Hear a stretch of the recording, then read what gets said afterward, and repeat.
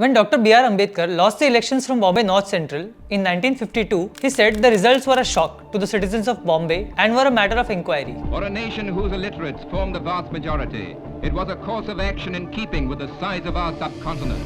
But why? Dr. Ambedkar had lost by around 14,561 votes. But guess what? 74,000 votes were declared invalid and not counted. So what did Baba Sahib do? He filed an election petition before the Chief Election Commissioner to set aside the result and declare it null and void. Now imagine that if someone like Baba Sahib Ambedkar had to suffer electoral fraud in an urban constituency like Bombay, what must have been the gravity of electoral malpractices with other lesser known candidates, especially in rural areas? Booth capturing, destroying the ballot boxes, throwing ink into the ballot boxes, throwing ballot boxes into the water, bogus voting, defacing the ballot papers, all of these were the order of day at one point in India. Even today, in elections where ballot paper is used, like in panchayat polls, these issues are rampant. Last year in Bengal, a Trinamool Congress candidate tore the ballot papers and chewed them. Who ate the ballot papers?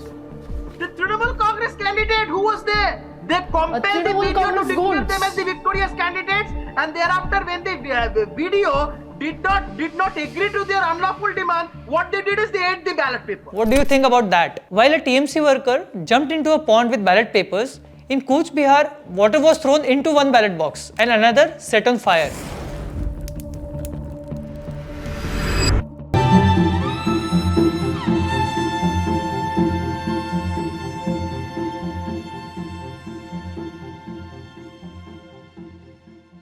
EVMs or the electronic voting machines were introduced in India to curb the electoral fraud and rigging and restore the faith in the electoral system. However, for the past several years, there have been relentless attacks on the EVMs and their use in elections. The allegations range from outright bizarre ones, like using an OTP to unlock EVMs, to serious ones like fraudulent recording of votes, where votes for one party were recorded for another. There have been allegations of tampering and hacking even after Election Commission has debunked, and the Supreme Court has rubbished these claims several times. Now, EVMs were first tried in India in the Paravur Assembly Bypoll in Kerala. In 1998, EVMs were used on an experimental basis in 25 constituencies in the assembly elections in Rajasthan, Madhya Pradesh and Delhi.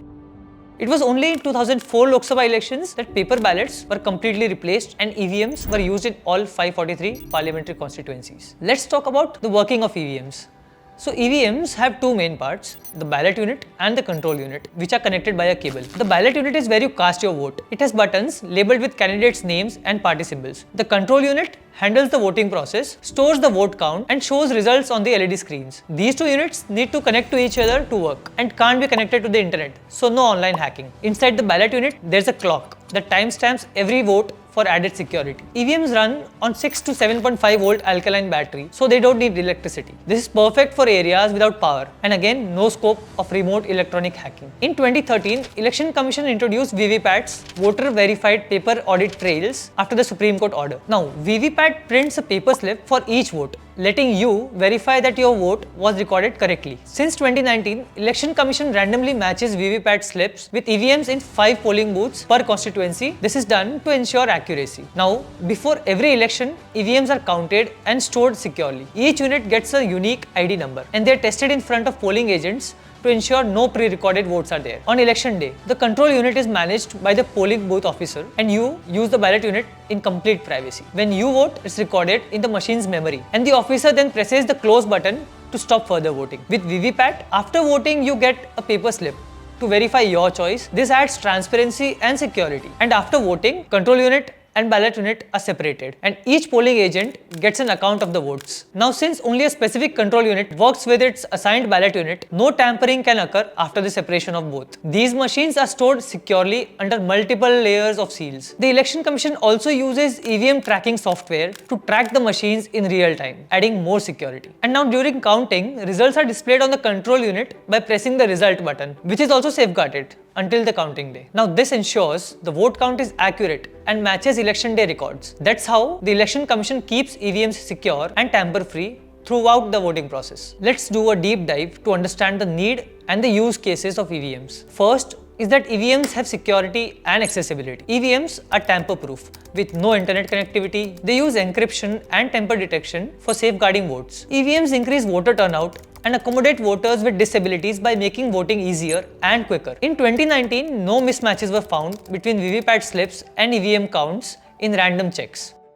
Second is the efficiency and fairness of EVMs. EVMs theoretically prevent rigging and booth capturing by recording only 4 votes per minute, ensuring free and fair elections. Again, in 2019 elections, EVMs counted over 60 crore votes in a single day, whereas counting ballot papers could take days or weeks.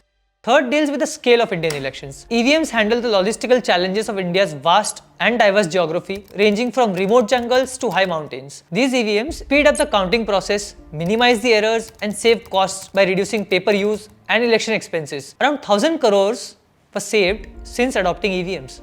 And fourth is the administrative efficiency. EVMs are environment friendly, saving about 8,000 tons of paper during the 2019 elections alone. So they provide administrative convenience and cost savings. Now, even with such stellar record, allegations of tampering have been made against EVMs. We have already seen the technology behind EVMs and the method of its deployment make it impossible to tamper with the EVMs. Several independent audits and tests have found EVMs to be reliable.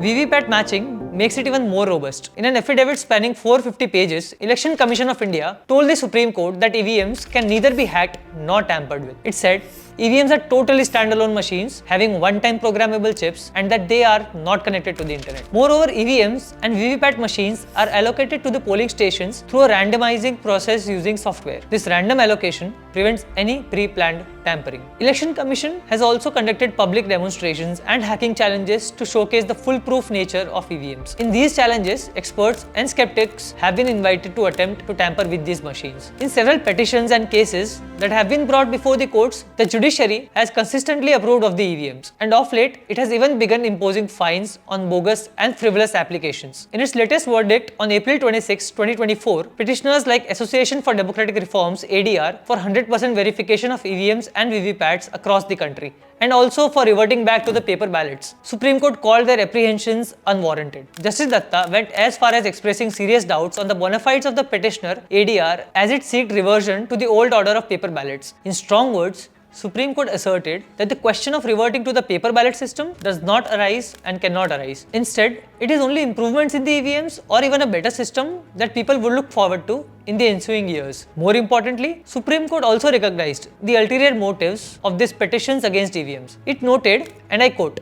"In recent years, a trend has been fast developing of certain vested interest groups endeavoring to undermine the achievements and accomplishments of this nation, pointing out a concerted effort to discredit, diminish and weaken the progress of this great nation on every possible frontier." This is what Supreme Court said, and further it declared that any such effort or other attempt has to be nipped in the bud and that it would not allow such attempts to succeed. Now, this stance of Supreme Court was not entirely misplaced given that sustained efforts were made in foreign media to cast aspersion on EVMs and India's electoral system. So, from common sense to Election Commission to Supreme Court, EVMs have been held as essential for having free, fair and transparent elections.